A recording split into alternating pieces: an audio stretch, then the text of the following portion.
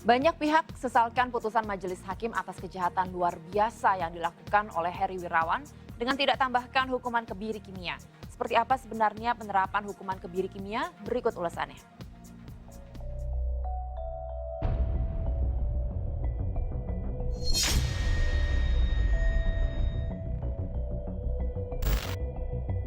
Aksi bejat Heri memperkosa 13 santriwati.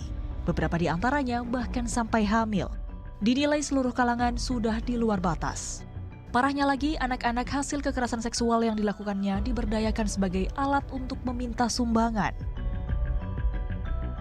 Ya, jikapun harus menunggu hukuman mati, berbagai pihak setuju kebiri kimia bagi pesakitan tersebut.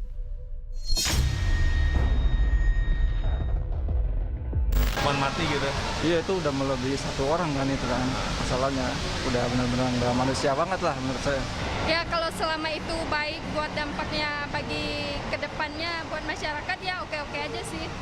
Kalau menurut saya sih itu pantas banget ya, soalnya kan itu tindak kejahatan ya, apalagi kayak pedofil gitu ya. Lalu, apa itu kebiri kimia? Dan bagaimana penerapannya? Mari kita flashback, good people. Pada 25 Mei 2016, Presiden Joko Widodo tanda tangani Perpu nomor 1 tahun 2016 tentang perubahan kedua, Undang-Undang nomor 23 tahun 2002 tentang perlindungan anak di Istana Negara, Jakarta. Perpu ini berisi hukuman tambahan bagi pelaku kejahatan seksual terhadap anak. Salah satu hukumannya adalah kebiri kimia. Hal ini sempat ditentang oleh Ikatan Dokter Indonesia karena dinilai bertentangan dengan kode etik dan prinsip kedokteran.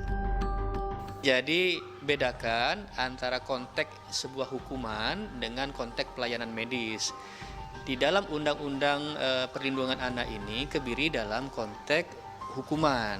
Karena dalam konteks hukuman sebenarnya tidak ada sangkut pautnya dengan persoalan dokter. Karena dokter itu pekerjaan profesinya adalah melakukan pelayanan medis.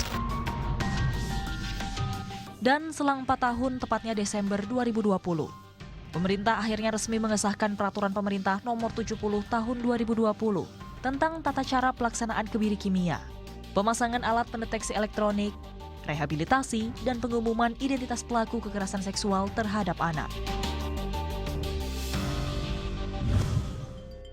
Peraturan ini dibuat untuk menimbulkan efek jera pada pelaku dan menekan angka kekerasan seksual pada anak di Indonesia. Hukuman kebiri kimia ini merupakan hukuman tambahan yang dilakukan setelah terpidana menyelesaikan hukuman pokoknya. Tindakan kebiri kimia menurut pasal hanya boleh dilakukan oleh ahlinya, yaitu dokter spesialis andrologi, dengan cara menyuntikkan cairan yang bisa menekan hormon testosteron. Hormon inilah yang berfungsi menghasilkan hasrat dan fungsi seksual pada pria.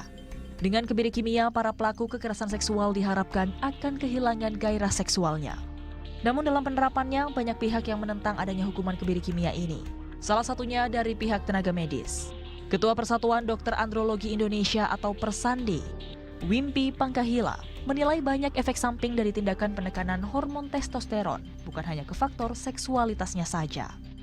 Kalau itu memang dilakukan benar ya itu, ya efektif.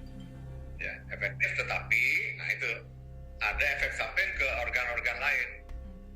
Contohnya tadi itu, apakah itu kita harapkan juga tulangnya keropos, lalu memorinya sampai terganggu, apa kita tidak memikirkan itu, efek seperti itu. Dan tujuan awalnya kan hanya untuk seksnya gitu. Nah itu yang perlu kita pikirkan.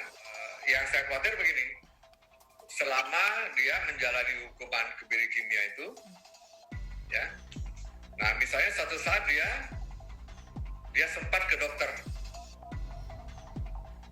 siapa gitu ya, dia cerita, dok bisa nggak saya minta suntikan testosteron karena kok nafsu saya hilang.